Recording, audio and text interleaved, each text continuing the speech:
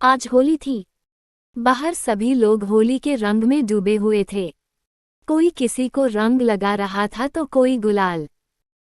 कोई किसी पर रंगों भरी पिचकारी मार रहा था तो कोई कीचड़ में लिपटा हुआ कुछ अलग ही नजर आ रहा था। लेकिन सभी की जबान पर एक ही बात थी। होली है भाई, होली है, बुरा न मानो, होली है। लेकिन बाहर के इतने शानदार रंगों से अनजान दीपेंद्र अपने कमरे में बैठा मोबाइल में गेम खेल रहा था। तभी उसकी आंखों पर किसी ने पीछे से अपना हाथ रखा। दीपेंद्र, कौन? माला, अरे पहचानिए पहचानिए। दीपेंद्र, माला, माला भाभी। माला, अरे वाह देवर जी, आप तो तुरंत पहचान गए। माला ने अपना हाथ दीपेंद्र की आंखों से हटाया और जैसे ही उसने अपना माथा हटाया तो उसने देखा कि उसके सामने न सिर्फ माला भाभी ही नहीं बल्कि दिव्या और रंजना भाभी भी हैं। दिव्या और रंजना भाभी के हाथों में ढेर सारा रंग था। दीपेंद्र कुछ समझ पाता उसके पहले ही उन लोगों ने उसके चेहरे पर रंग लगाना शुरू कर दिया। तीनों भाभियां, होली है, होली। आज तो हम आपको ऐसे रंगेंगे कि रंग छुड़ाने में आपको कम से कम 10 दिन लगेंगे। हाँ, ये कहकर उन लोगों ने फिर से दीपेंद्र को रंग लगाना शुरू कर दिया। इस बीच माला भाभी ने बाल्टी में रंगों को घोला और दीपेंद्र की ओर देखते हुए कहा, माला, देवर जी, तैयार है ना रंगों भरी बाल्टी में डुबकी लगाने के लिए? ये कहकर माला बाल्टी के रंगों को एक पिचकारी में भरकर दीपेंद्र पर डालने लगी। दीपेंद्र, अरे अरे। हो गया भाभी, अब कितना रंग लगाएंगी? माला, अरे ऐसे कैसे हो गया? भाभी और देवर की होली भी भला इतनी जल्दी खत्म होती है क्या? ये कहकर उन तीनों ने दीपेंद्र को पकड़ा और उसे बाहर ले जाने लगी। दीपेंद्र, अरे कहाँ ले जा रही हैं मुझे आप लोग? दिव्या, आप भी ना सवाल बहुत पूछते हैं। चलिए ना जहाँ ले जा रहे हैं। उसके बाद तीनों भाभी दीपेंद्र को एक रंग के भरे टब के पास ले गई। दीपेंद्र ने जब रंगों से लबालब भरे उस टब को देखा तो बोल पड़ा, दीपेंद्र, ओ तेरी, अभी और भी रंग बाकी है। दीपेंद्र की बात अभी खत्म भी नहीं हुई थी कि दिव्या भाभी ने उसे जोर का धक्का मारा और वो उस टब में जा गिरा। उसके बाद सारी भाभियां जोर जोर से खिलखिलाकर हंसने लगी और उससे कहने लगी, रंजना, क्यों देवर जी, आ रहा है भाभियों के साथ होली खेलने का मजा? दीपेंद्र, आ तो रहा है लेकिन ऐसा लग रहा है कि होली एक तरफा हो रही है।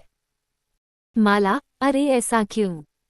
दीपेंद्र, क्योंकि अभी मैंने कहा लगाया आप लोगों को रंग। अरे जैसे आप लोगों ने मुझे रंगों से भर दिया, मुझे भी तो आपको रंगों से भरना है। ये कहकर वो टब से बाहर निकला और तीनों भाभियों को टब में धकेलने लगा। दिव्या, अरे यार, ये देवर जी क्या कर रहे हैं? तीनों भाभियां, अरे छोड़ दो मेरा हाथ। अरे देवर जी, छोड़िए ना। दीपेंद्र, अच्छा, जब आपकी बारी आई तो कह रही हैं छोड़िए छोड़िए। अरे कैसे छोड़ दें आपको? उसके बाद दीपेंद्र सभी को उस टब में डाल देता है और खुद भी टब में प्रवेश कर जाता है। दीपेंद्र, हाँ भाभी, अब ना होगी देवर और रंगीली भाभियों की जबरदस्त होली। टब में चारों के चारों होली की खुमारी में डूबे हुए थे। दीपेंद्र कभी माला भाभी को रंग लगाता तो कभी रंजना भाभी को, कभी तीनों भाभियां उसके चेहरे को फिर से रंग देती। दीपेंद्र, क्यों रंगीली भाभियों, ये वाली होली कैसी है? तीनों भाभियां मस्त है। होली का मतलब ही यही है कि सब सही गलत को भुलाकर गले मिला जाए और मस्ती के रंगों में डूबा जाए। यह कहकर तीनों भाभियों ने दीपेंद्र को गले से लगा लिया। दीपेंद्र ने कभी सपने में भी नहीं सोचा था कि इस मोहल्ले में आने के बाद उसकी पहली होली इतनी शानदार और यादगार होगी। 6 महीने पहले ही तो वो इस मोहल्ले में रहने आया था। एक दिन जब वो अपनी बालकनी में खड़ा था तभी उसकी नज़र सबसे पहली बार माला भाभी पर गई थी। माला भाभी उस समय अपनी बालकनी में खड़ी अपने बालों को सुखा रही थी। माला भाभी की खूबसूरती देखकर वो बार बार उसे निहार रहा था। दीपेंद्र, वाओ, कितनी सुंदर है ये। क्या तीखे नैन नक्श है इसके। इसके लंबे घने काले बाल कितने प्यारे लग रहे हैं। तभी माला भाभी की नज़र दीपेंद्र पर गई। दीपेंद्र और माला दोनों की नज़रें मिलीं। दीपेंद्र बिल्कुल झेप गया। तभी माला भाभी ने उसकी ओर मुस्कुराते हुए देखा और अपनी एक आंख दबा दी। माला भाभी की इस हरकत पर दीपेंद्र के दिल की धड़कन बढ़ गई और वो मन ही मन सोचने लगा, मस्त है। अरे वाह, इतनी जल्दी ग्रीन सिग्नल मिल गया मुझे। क्या किस्मत है मेरी। उसके बाद तो उन दोनों का नैन मटक्का हर दिन शुरू हो गया। तभी दीपेंद्र अपनी बालकनी में खड़ा उसका इंतजार करता तो कभी माला अपनी बालकनी में उसका इंतजार करती हुई मिलती। उन दोनों ने इशारों इशारों में बातें करके एक दूसरे का फ़ोन नंबर भी ले लिया था। अब वे घंटों बातें भी करने लगे थे। माला, अरे यार, फ़ोन रख भी दीजिए देवर जी, कितनी बातें करेंगे। दीपेंद्र, क्या करूं भाभी, आपसे बातें करके जी नहीं भरता। माला, वो तो ठीक है लेकिन कुछ बातें कल के लिए भी रहने दीजिए मेरे प्यारे देवर जी, क्योंकि मेरे पति का फ़ोन आने वाला है। यह कहकर माला भाभी ने फ़ोन रख दिया। लेकिन इस बीच दीपेंद्र के साथ एक और घटना घटी।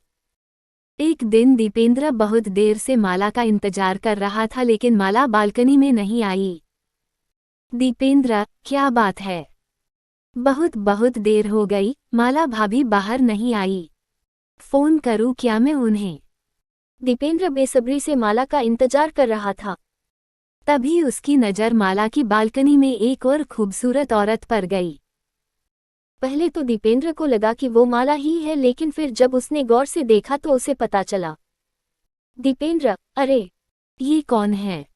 पहले तो कभी माला भाभी के यहाँ नहीं देखा। माला, रंजना और दिव्या एक ही बिल्डिंग में रहते थे। तीनों में बहुत ही ज्यादा बनती थी। इसका सबसे बड़ा कारण था कि वो तीनों की तीनों बहुत ही खुले विचारों की थी। माला ने जब अपने दोस्तों से दीपेंद्र का जिक्र किया तो तीनों उसके बारे में चर्चा करने लगे। दिव्या, सच में यार, बहुत ही हैंडसम है वो। रंजना, अच्छा, पर यार ये तो गलत बात है ना, पिछले 1 महीने से तू जिंदगी के मजे ले रही है और हमें अब बता रही है। माला, बता तो दिया ना, छिपाया तो नहीं। दिव्या, अरे हमसे क्या छुपाओगी रानी, हम तो दीवार के आर पार भी देख लेते हैं। दीपेंद्र रंजना को देखकर ख्यालों में खोया हुआ था। तभी बालकनी में माला और दिव्या भी आ गई। उसके बाद वो तीनों दीपेंद्र को देखकर मुस्कुराने लगी और उसे इशारों से मिलने के लिए बुलाया। दीपेंद्र जब पहली बार उनसे मिला और उन तीनों ने उसे जब ये बताया कि वे सभी उसे बहुत पसंद करती है तो दीपेंद्र के मन में लड्डू फूटने लगे। वो मन ही मन सोचने लगा, दीपेंद्र, वाह, इसे कहते हैं किस्मत का धनी होना।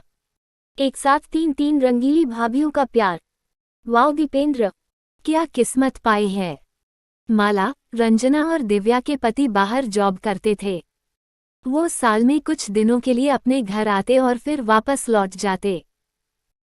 उन्हें अपनी पत्नियों पर बहुत भरोसा था लेकिन वो उनके भरोसे को तार तार कर रही थी। बहरहाल दीपेंद्र तीनों रंगीली भाभियों के साथ होली का आनंद ले रहा था। तभी वहां वो हुआ जिसकी उम्मीद किसी को नहीं थी। माला, रंजना और दिव्या भाभी के पति वहां पहुंचे और उन्होंने अपनी पत्नियों को इस बेशर्मी में दीपेंद्र के साथ देखा तो उन सभी का पारा 7वें आसमान पर जा पहुंचा। माला का पति, ये सब क्या है? क्या है ये सब? माला जी, वो हम लोग होली खेल रहे हैं। पर आप लोग कब आए? आपने तो कहा था कि छुट्टी नहीं मिल रही। माला का पति, छुट्टी मिल गई और इस छुट्टी ने ही तुम लोगों की पोल खोल दी। अरे इस तरह से कौन होली खेलता है? हम लोग बाहर तुम्हारी खुशियों के लिए इतनी मेहनत करते हैं और बदले में तुम लोग हमें ये दे रही हो। रंजना और दिव्या के पति भी अपनी पत्नी पर काफी आग बबूला हो रहे थे। रंजना और दिव्या के पति, हम लोग भी तुमसे दूर रहते हैं। अगर हम लोग वहां ये सब कर रहे होते तो तुम्हें कैसा लगता है? पति पत्नी का रिश्ता प्रेम और विश्वास का है। उसे इस तरह कौन आग लगाता है? दीपेंद्र जो अब तक मस्ती में डूबा हुआ था, उसके दिल की धड़कन अब बहुत तेज हो गई थी। उसे लग रहा था कि उन तीनों के पति उसकी जबरदस्त पिटाई करने वाले हैं। वो भागने की ताक में था कि तभी माला के पति ने कहा। माला का पति, देखो, तुम लोग हमारे साथ खुश नहीं हो तो हम तुम्हें छोड़ देते हैं। तुम इस लड़के के साथ रहने के लिए आज़ाद हो। तुम लोग चाहो तो इसके साथ हमेशा के लिए रह सकती हो। हाँ। उनकी बातों को सुनकर दीपेंद्र ने कहा। दीपेंद्र, अरे ये क्या बात हुई? मौज मस्ती तक तो ठीक है, लेकिन साथ कौन रहेगा, और वो भी इनके? जो अपने पतियों की सगी नहीं हुई, वो मेरी क्या होंगी? मुझे नहीं रहना इनके साथ। दीपेंद्र की बातों को सुनकर तीनों को बहुत ही अजीब लगा। उन्हें खुद से घृणा होने लगी। उन्हें अपने किए पर बहुत पश्चाताप भी हो रहा था। उन्हें पहली बार एहसास हुआ कि उन्होंने कितनी बड़ी गलती की है। पश्चाताप के आंसू उनकी आंखों में दिखाई देने लगे थे। माला, हमें माफ कर दीजिए। हम गलत राह पर चल निकले थे। दुनिया में सबसे बड़ा पाप किसी के विश्वास को तोड़ना है। हमने आपका विश्वास तोड़ा है। हमें माफ कर दीजिए हमें। ऐसी गलती फिर नहीं होगी। तीनों के पतियों ने उन्हें माफ कर दिया और वहीं पास में रखे रंगों को उन्हें लगाते हुए कहा। तीनों के पति, होली है।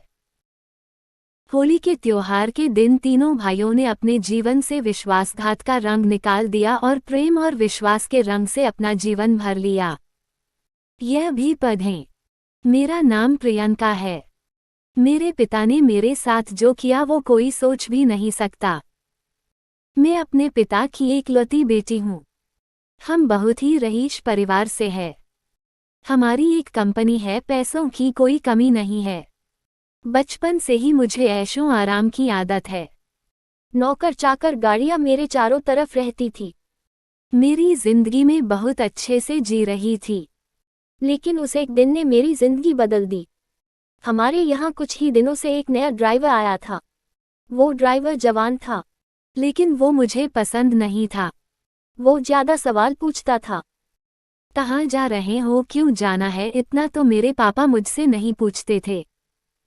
एक दिन जब उस ड्राइवर ने हद कर दी तो मैंने उसे एक तमाचा मार दिया और उसे नौकरी से निकाल दिया। मैंने पापा को यह बताना जरूरी नहीं समझा क्योंकि हमारे यहाँ ड्राइवर की कमी नहीं थी। लेकिन मुझे नहीं पता था कि मेरे साथ यह होने वाला है। एक दिन सुबह जब मैं उठी तो मेरे कमरे में वो ड्राइवर था। वो ड्राइवर मेरे कमरे में इतनी सिक्योरिटी के बीच कैसे आ गया मुझे पता नहीं था। शायद मैंने उसे मारा था, इस बात का बदला उसे लेना था। मैंने कहा कि तुम यहाँ क्या कर रहे हो? वो बोला कि मैं तुम्हारा पति हूँ, कल रात को तुम्हारे पिता ने मेरी शादी तुमसे करवा दी है। मैंने कहा कि तुम पागल हो, मेरे पिता तुमसे शादी करवाएंगे। और शादी हो गई, मुझे पता भी नहीं चला। फिर उसने कहा कि मुझे पता था कि तुम यह बात नहीं मानोगी, इसलिए मैं तुम्हें तस्वीरें दिखाता हूँ। उसने अपने मोबाइल में हमारी शादी की तस्वीरें दिखाई। वो सच बोल रहा था। मैं उसके साथ मंडप पर बैठी थी, मुझे होश नहीं था। और मेरे पिता भी मेरा कन्यादान करते उस तस्वीर में थे। मुझे उस तस्वीर को देखकर भरोसा नहीं हुआ कि मेरे पिता हो मुझे इतना प्यार करते थे। वो मेरी शादी बेहोशी में मेरी मर्जी के बिना एक ड्राइवर से करवा सकते हैं। मैं उसी समय अपने पिता के पास गई। पापा को कहा कि पापा यह सब क्या है, यह कोई नाटक है। यह ड्राइवर के साथ अपने मेरी शादी करवा दी, वो भी मुझे बेहोश करके। आप ऐसा कैसे कर सकते हैं? पापा ने कहा कि वो मजबूर है। मैंने कहा मजबूर, हम मजबूर है, इतने बड़े होने के बाद भी इसकी क्या औकात है? हम इसके आगे कैसे मजबूर हो सकते हैं? वो बोला कि जबान संभाल कर बात करो, अब मैं तुम्हारा पति हूँ। मैंने बोला अब मैं इस शादी को नहीं मानती, यह कैसी शादी, यह मेरी मर्जी के खिलाफ है। वो बोला कि मर्जी तुम्हारे बाप की थी, जो इस तस्वीर में साफ दिखाई दे रहा है। वो बोला चलो अब मेरे साथ। मैंने कहा चलो कहाँ, यह मेरा घर है। वो बोला, नहीं, तुम मेरी पत्नी हो और मैं अब तुम मेरे साथ रहोगी, अगर नहीं मानी तो यह तस्वीर मीडिया में जाएगी। मेरे पिता चुपचाप खड़े होकर यह तमाशा देख रहे थे। उसने मेरा हाथ जोर से पकड़ा और खींच कर ले जाने लगा। इतनी सारी सिक्योरिटी लेकिन कोई उसे नहीं रोक रहा था। मेरे पिता भी जैसे भूत बन गए थे। पर क्यों मैं रो रही थी और वो मेरा हाथ खींचकर मुझे ले जाता रहा। मुझे नहीं पता था कि उनकी क्या मजबूरी थी, पर इन सब के बीच मेरी जिंदगी के साथ बहुत बड़ा मजाक हो रहा था। वो मुझे अपने घर में ले गया। घर नहीं, पिंजरा था, एक छोटा सा कमरा। बाथरूम के लिए भी कमरे के बाहर जाना पड़ता था। उसने मुझे कहा कि यही अब मेरा घर है, यहीं पर रहना है और खाना है। पास में भी बहुत सारे कमरे थे, उनमें भी लोग रहते थे।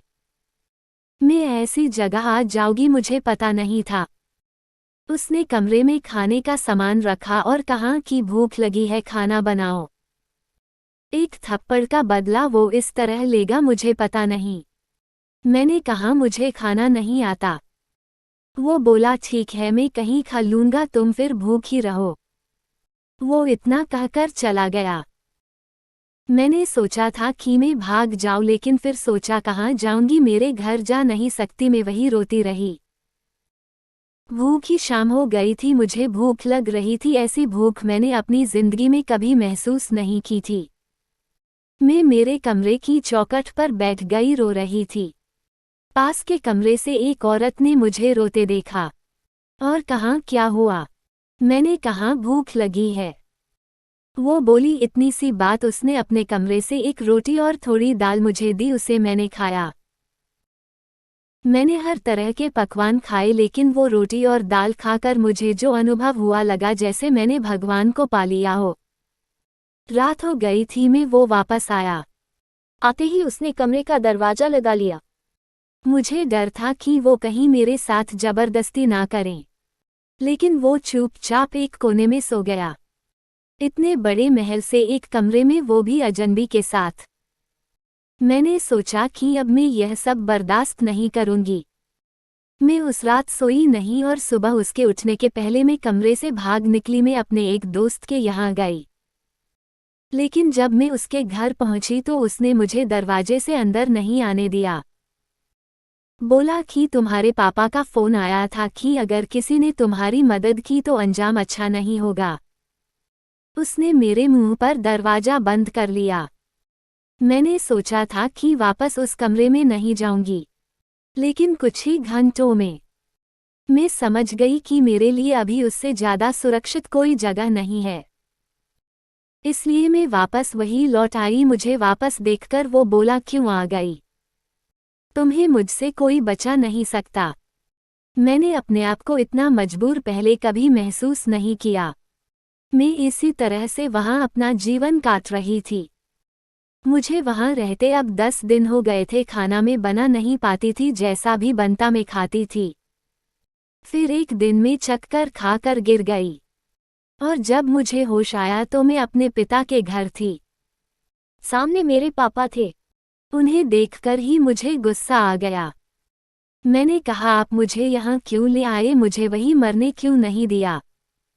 उस कमरे में वो ड्राइवर भी था। पापा बोले, बेटा मैंने तुझे कितना समझाया लेकिन तू नहीं मानी, तो आखिरकार मुझे यह तरीका अपनाना पड़ा। तुम जिस माहौल में रहकर 10 दिन में परेशान हो गई हो, उस जगह से उठकर मैंने यह सब बनाया है।